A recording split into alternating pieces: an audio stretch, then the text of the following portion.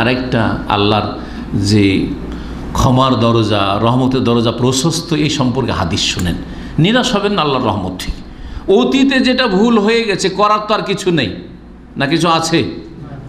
করা হয়ে গেছে, যা হওয়ার হয়ে গেছে, আর করব না ওইটা আগামীতে। কিন্তু অতীতে যেটা হয়ে গেছে ওইটাকে কি উড্র করার কোনো উপায় আছে?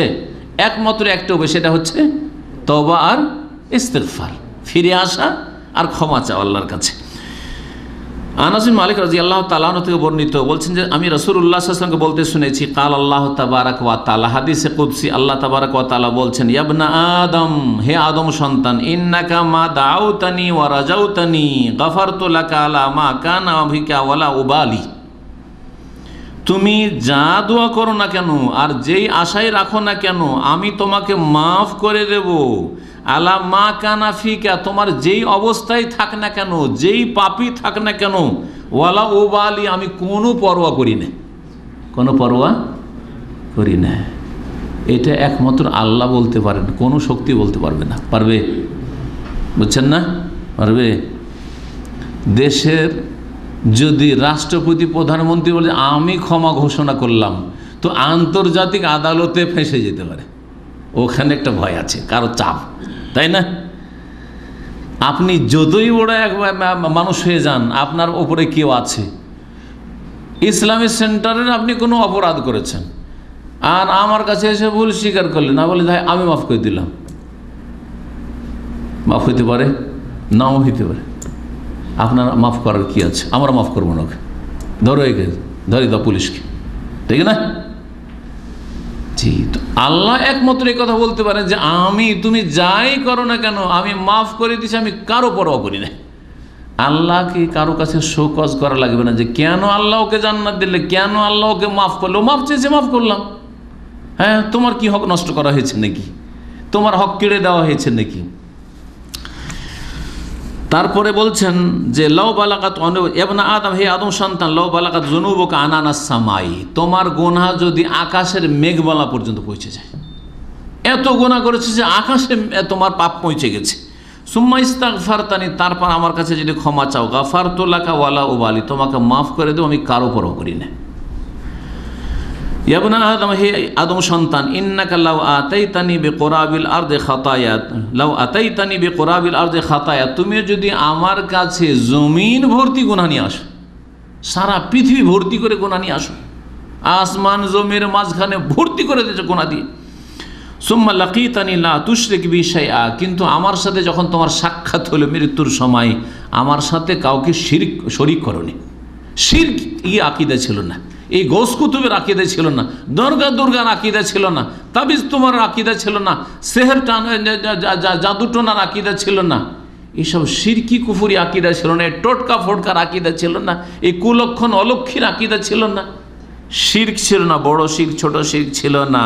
লা তুশরিক বি শাইআ, আমার সাথে কোনো কিছু শরীক না করে যদি আসতে পারো, লা আতাইতুকা বিকুরাবিহা মাগফিরা, তাহলে জমিন ভর্তি ক্ষমা নিয়ে তোমার কাছে আমি আসব। জমিন ভর্তি গুনাহ নিয়ে এসছো কিন্তু তোমার শিরক নেই, তাহলে আমি জমিন ভর্তি তোমাকে ক্ষমা দান করব। আল্লাহ রাব্বুল আলামিন যেন সমস্ত গুনাহ থেকে বেঁচে থাকার তৌফিক দান করেন। তবে মনে রাখবেন, যখন মানুষের পাপ বাড়ে সেটা শিরকের কারণে হয়। কারণ পাপ যখন মানুষ পাপই করে, মানুষকে ভয় করে যে মানুষ না জানো, কিন্তু আল্লাহকে ভয় করে না, এটা একটা শিরকের দিক। গবেষক ওলামারা বলেছেন যে পাপী তার মধ্যে শিরকের গন্ধ আছে। আর একটু ভালো করে বুঝাই, স্পষ্ট করে। আপনি এখন কিছুক্ষণ পরে রুমে গেলেন, আর রুমে একাই থাকেন, আপনি রুমে গিয়ে ব্লু ফিল্ম দেখছেন, ঠিক কিনা? এখানে দেখতে পারবেন আমাদের সামনে? পারবেন? আমার সামনে নয়, আপনার পাশে সাধারণ আপনার সাথে জুনিয়র একজন বসে তার সামনে ব্লু ফিল্ম দেখতে পারবেন? তো ওকেও ভয় করছেন, ওকেও লজ্জা করছেন, আমাদেরকে ভয় করছেন, আমাদেরকে লজ্জা করছে, ঠিক কিনা? কিন্তু রুমে যখন নির্জনে গেলেন, তখন আপনি ব্লু ফিল্ম দেখছেন, না হয় হারাম খাচ্ছেন, না হয় আর কিছু করছেন, কত পাপে লিপ্ত হচ্ছেন, হচ্ছেন কি না?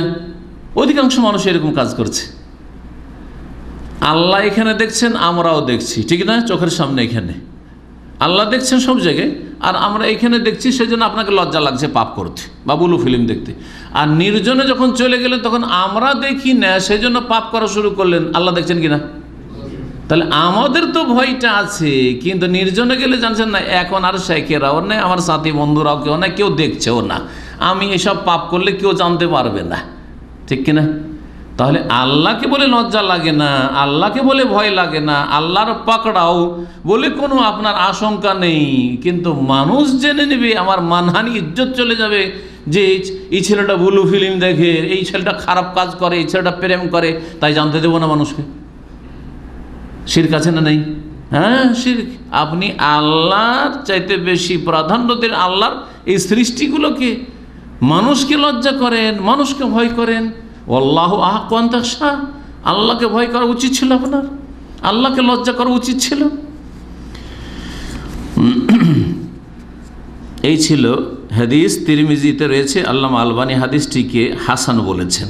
এই হাদিস বলার মানে এই নয় যে দুনিয়া ভর্তি করে পাপ করতে থাকেন শখ করে, বরং অতীতে হয়ে গেছে, করার কিছু না। এখন সমাধান হচ্ছে, তুমি যদি ইস্তেগফার করো, তওবা করো, তাহলে আল্লাহ তোমার জন্য রহমত নিয়ে এবং কবুলিয়ত নিয়ে ফিরে আসবেন, আল্লাহ তোমাকে মাফ করবেন। কিন্তু এই নয় যে আমি হাদিস তো জেনে গেছি যে আসমান জমিন যদি ভর্তিও করে দেবো না করে, আর আমার পাপ যদি মেঘমালাতেও পৌঁছে যায়, তবু আল্লাহ মাফ করে যদি শিরক না করি, তাহলে সুতরাং শিরকটা করবো না, বাকি পাপ করতে থাকবো নাকি? তাহলে তো আপনাকে শয়তান খেয়ে গেল, শয়তান ধরেছে তাহলে আপনাকে। জি, শয়তানকে সুযোগ দেবেন না। এই ধরনের হাদিসগুলি মানুষকে পাপের জন্য উৎসাহিত করে না, বরং এই ধরনের হাদিসগুলি মানুষকে নিরাশ হতে বারণ করে, যে যা হয়ে গেছে আল্লাহর রহমত থেকে নিরাশ হয়ে না, হতাশাগ্রস্ত হবেন না।